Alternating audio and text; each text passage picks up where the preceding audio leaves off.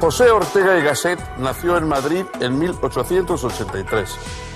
Dentro de la continuidad del desarrollo de su pensamiento, cabe distinguir un periodo perspectivista y otro racional vitalista. En el primero se opuso tanto al idealismo como al realismo y afirmó que la sustancia última del mundo es simplemente una perspectiva. En el segundo reinterpretó la razón como razón viviente y la vida como realidad biográfica y última radicalidad.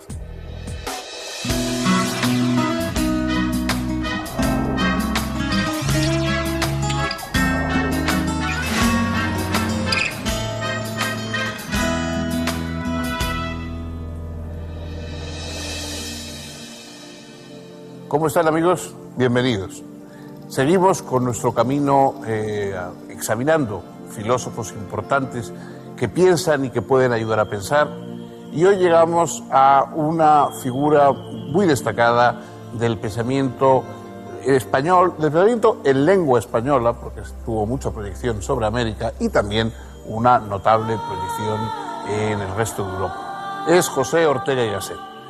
José Ortega y Gasset fue una figura que empezó en el periodismo, era hijo de un gran periodista y aunque naturalmente pues siempre sintió un interés por la filosofía, en especial por la filosofía alemana, sus inicios estuvieron en el periodismo y es un articulista extraordinario y a lo largo de toda su vida el grueso de su obra, si se ven los volúmenes de sus obras completas, la mayor cantidad de sus obras son artículos de periódicos, son breves ensayos que caben en una revista, son una pequeña conferencia surgida, digamos, de lo que se puede hacer en un periódico.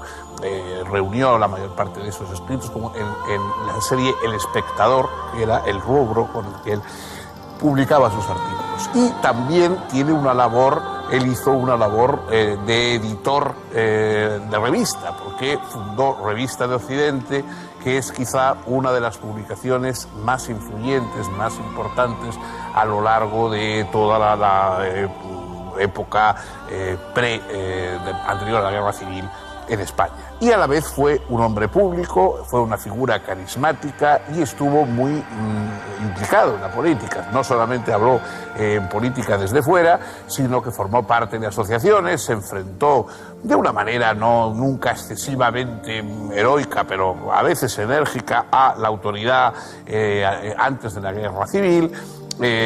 Fue un destacado republicano y bueno, luego después de la guerra su actitud de un distanciamiento más o menos altivo pero no de condena explícita del régimen de Franco pues le ha valido bastantes críticas. Lo que nadie puede dudar es que Ortega fue un semillero de ideas, es decir, lo importante de Ortega es que, digamos, él sembró muchísimas ideas, dio pie a muchísimas iniciativas y sus obras están llenas de impulso para el que quiere seguir pensando a partir de ellas.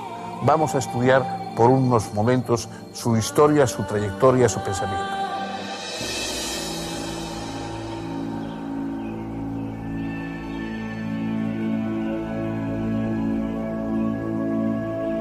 José Ortega y Gasset provenía de una familia de la alta burguesía madrileña. Su abuelo materno y su padre fueron notorios periodistas y él mismo mostró pronto dotes suficientes para emularlos. A los 8 años es inscripto en el internado jesuita de El Palo, en Málaga.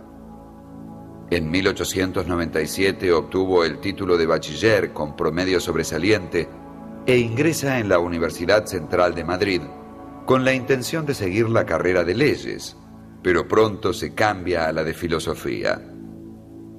Obtiene su licenciatura brillantemente en 1902. Desde el comienzo de su trayectoria intelectual, aboga por la modernización y europeización de España. En 1905 obtiene su doctorado. En los años siguientes realiza cursos de perfeccionamiento en las universidades de Leipzig, Berlín y Marburgo. También comienza a enviar artículos que son publicados en el periódico español El Imparcial, uno de los más prestigiosos de la época. En estos años, Ortega va definiendo su ideario republicano y liberal con manifiestas simpatías hacia el socialismo. Abandona la fe católica y abraza decididamente el agnosticismo. A partir de 1908, ocupa el cargo de profesor de Psicología, Lógica y Ética en la Escuela Superior de Magisterio. En 1910, contrae matrimonio con Rosa Spotorno y Topete, a quien había conocido casualmente unos 5 años y medio antes. En ese mismo año es nombrado catedrático de Metafísica en la Universidad Central de Madrid. Además publica artículos y ensayos en la prensa y da también numerosas conferencias. Adhiere al Partido Radical Republicano de Alejandro Lerroux, aunque con algunas prevenciones. Al año siguiente nace su primer hijo, Miguel Germán. En 1913 funda la Liga para la Educación Política Española y poco después funda y dirige el semanario España, que da cabida a una vanguardia intelectual de reformistas liberales y socialistas moderados.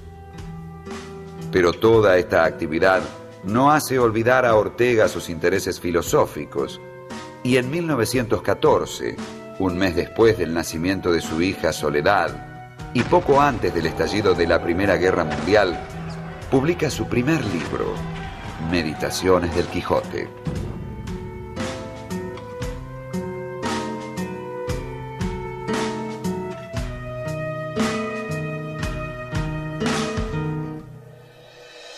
En su primera obra publicada, Meditaciones del Quijote, que es una obra muy variopinta, con muchos aspectos, muy caleidoscópica, nada sistemática, nada orgánica, y que ya preludiaba, digamos, una carrera que no iba a ir por los cauces habituales de la academia y de la universidad, sino que iba a estar un poco siempre al margen, como un francotirador, mucho más próximo a los ensayistas más actuales, más modernos, que a lo que había habido en el pasado. Digo que en esa obra, en las Meditaciones del Quijote, Ortega acuña la frase que se va a convertir casi en el lema y en el frontispicio de toda su obra filosófica.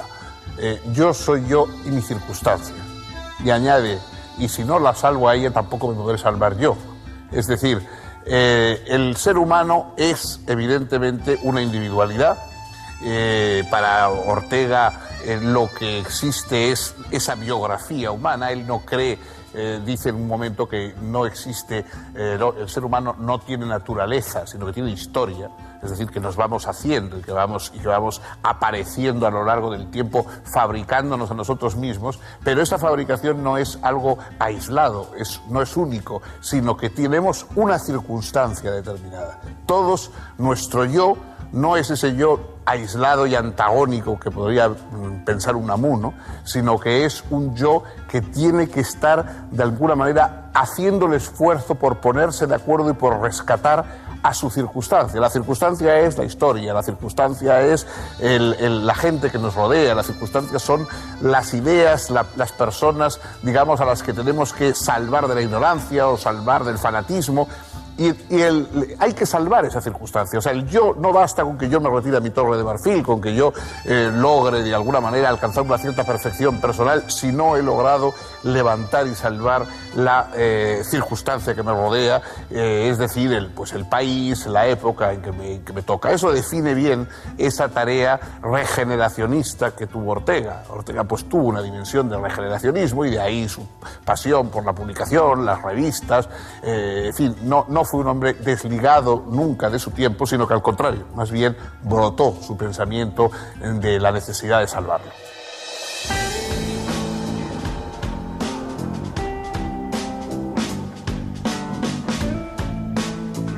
En 1916, Ortega publica el primer volumen de una recopilación de notas y ensayos bajo el título de El Espectador, al que seguirán 7 más, el último de los cuales verá la luz en 1934.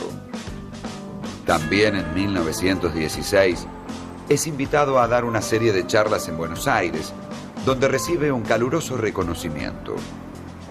Da exitosas charlas también en las universidades de Tucumán, Córdoba, Santa Fe, Montevideo. Regresa a España en 1917 y se encuentra con su tercer hijo, José, nacido un par de meses antes.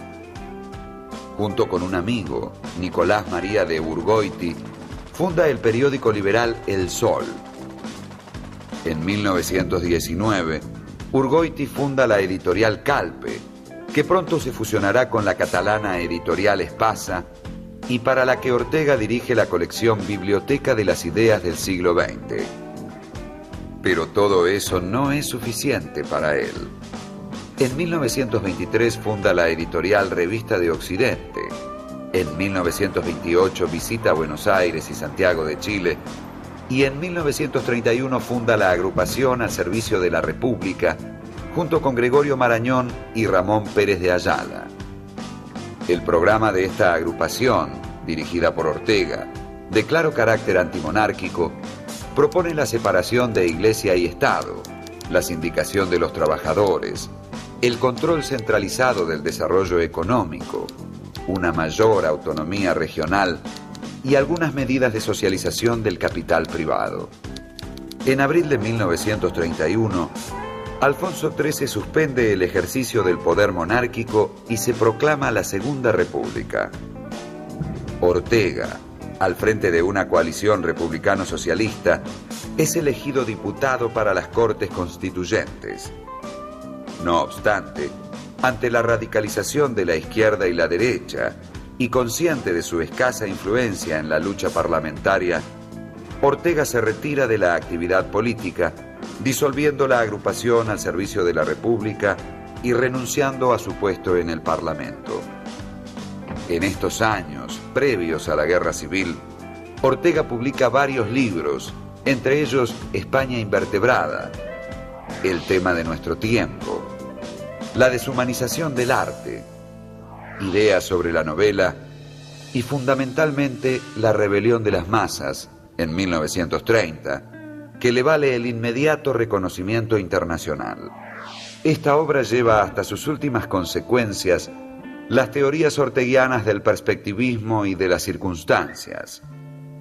Luego, en rápida sucesión, aparecerán otros títulos: Goethe desde adentro, Unas lecciones de metafísica, Meditaciones de la técnica, En torno a Galileo, Historia como sistema y Misión del bibliotecario.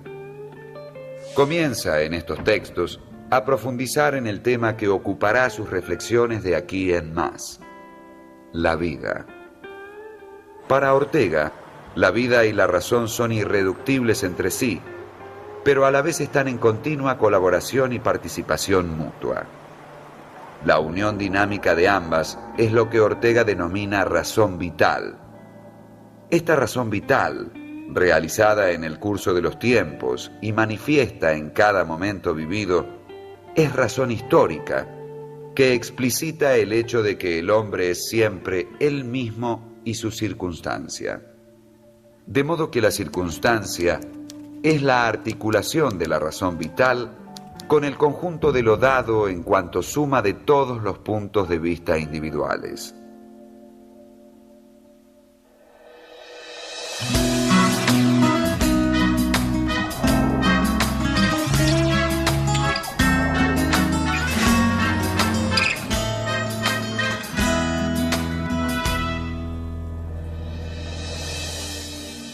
La aportación más importante de Ortega y Gasset al pensamiento está también en una línea vitalista, no me atrevería a decir que existencialista en el sentido bronco, digamos, de don Miguel de Unamuno, pero también está más bien próximo a esos filósofos de la existencia, o al menos de la vida, como decía él, porque él decía que lo importante era la vida. Entonces, la razón, Ortega defiende la razón, no es irracionalista, como en ocasiones es Unamuno. Él defiende la razón y con todo lo que la razón comporta, la ciencia, la técnica, etc. La razón le parece importante, pero una razón vital, una razón, digamos, que surge de la vida y al servicio de la vida. Él habla, o quisiera a veces llamar a su filosofía raciovitalismo. No un racionalismo, sino un raciovitalismo, es decir, una mezcla entre racionalismo y vitalismo, una combinación de ambas cosas. Ni un vitalismo ciego, ni un racionalismo anémico y que olvida la fuerza, la necesidad de la vida. Porque pensamos para vivir, pensamos para vivir mejor. En cierto momento él compara al filósofo como alguien que ha caído de un barco o un naufragado que está allí en el mar tumultuoso, turbulento, y entonces tiene que intentar nadar. La filosofía es ese intentar nadar cuando nos estamos ahogando en la realidad. Es decir, hemos caído en la realidad, estamos manoteando, tratando de salvarnos en la realidad, y ese intento de salvación es precisamente la filosofía. No es una filosofía meramente académica, no es por supuesto un conocimiento del mundo como si fuera simplemente un agradable espectáculo que vemos, sino que es la urgente necesidad de saber a qué atenernos, de saber cómo vivir, de saber cómo nos vamos a arreglar con la realidad, que es eso que nos está haciendo y ofreciendo permanentemente resistencia. El raciovitalismo, la razón vital, la combinación de la lucidez intelectual y el empuje y la urgencia vital es lo que da su tono esencial a la filosofía de Ortega y Gasset.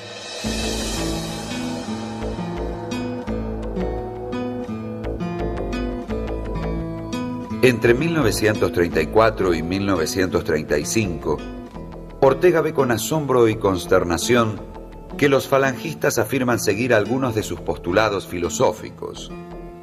José Antonio Primo de Rivera lo reclama como líder ideológico y le reprocha no apoyar públicamente a quienes piensan a partir de él. Lo cierto es que Ortega no siente la menor afinidad con los derechistas y no entiende cómo ha surgido el malentendido. Responde con el más absoluto silencio. En agosto de 1936, un mes después del inicio de la Guerra Civil, Ortega y su familia abandonan España hacia Marsella y al poco tiempo se instalan en París. Permanecerán allí hasta 1939. Luego Ortega continuará su ruta de exilio por Buenos Aires durante un par de años y finalmente Lisboa. En la primera publica Ensimismamiento y alteración, y en la segunda, a poco de establecerse, da a conocer su introducción a Velázquez.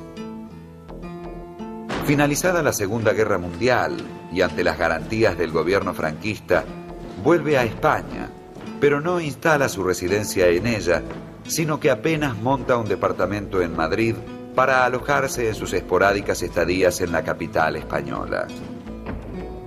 Escribió aún su estudio sobre la idea de principio en Leibniz, en el que realizó un análisis sistemático de la idea de principio a través de la historia de la filosofía y pronunció brillantes conferencias en Estados Unidos, Gran Bretaña, Italia y Alemania.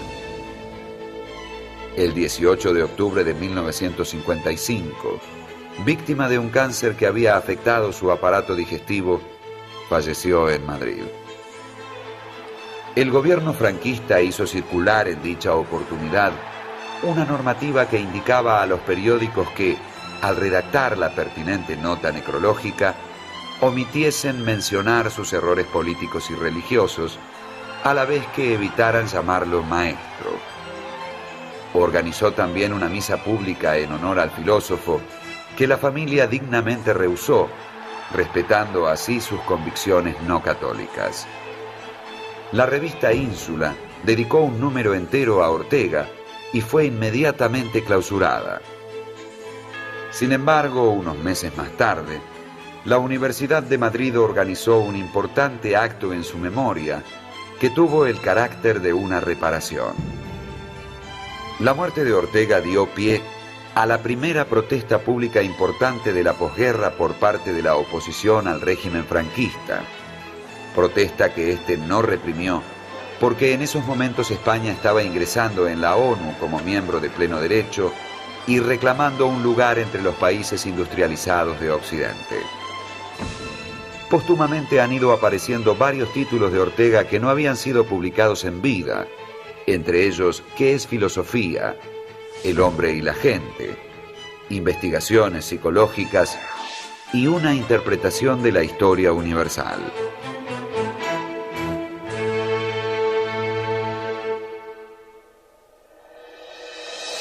Ortega y Gasset ha tenido una gran y duradera influencia en el pensamiento español y en el pensamiento hispanoamericano.